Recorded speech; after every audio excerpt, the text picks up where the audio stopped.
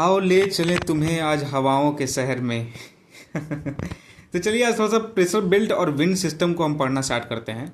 इस पहले लेक्चर में हम सबसे पहले देखेंगे कि जो 3 सेल्स बनते हैं हमारे विंड सिस्टम की वजह से, विंड पैटर्न की वजह से, प्रेशर बेल्ट की वजह से, जो 3 हमने क्या किए हैं कि 3 सेल बना दिए हैं। ठीक है, उन 3 सेल्स को समझ लेते हैं सबसे पहले। तो सबसे पहला होता है हमारा हेडलेस सेल, फिर फेरल सेल, फिर polar cell. Same for the southern hemisphere, है ना, और same for the northern hemisphere.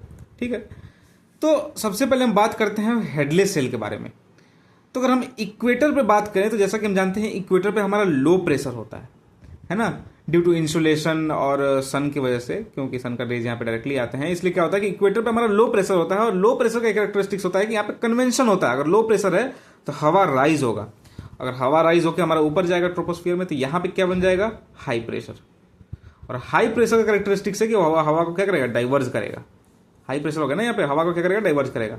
अब हवा डाइवर्ज होगी क्या होगा, ये कहां पे आके सेटल होगा, जहां पे टेम्परेचर कम होगा। ठीक है, तो 30 डिग्री अब सब ट्रॉपिकल पे आएंगे तो फिर यहां पे आगे क्या होता है, ये हवा सबसीड होता है।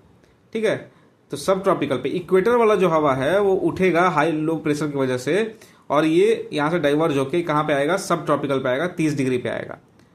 तो ये पूरे चक्र को, ये पूरे सिस्टम को हम लोग क्या बोलते हैं, ये पूरे सेल को क्या बोलते हैं, हेडलेस सेल बोल देते हैं।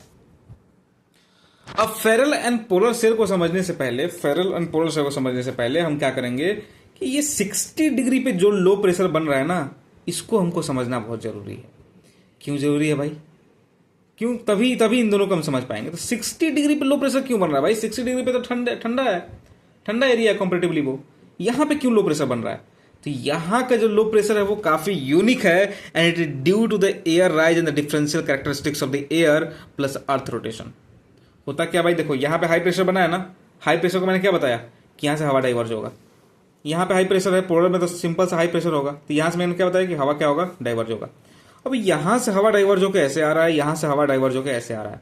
अब हवा का ना बाबू एक कैरेक्टरिस्टिक्स होता है कि वो कभी मिक्स नहीं होते हैं डिफरेंट हवा।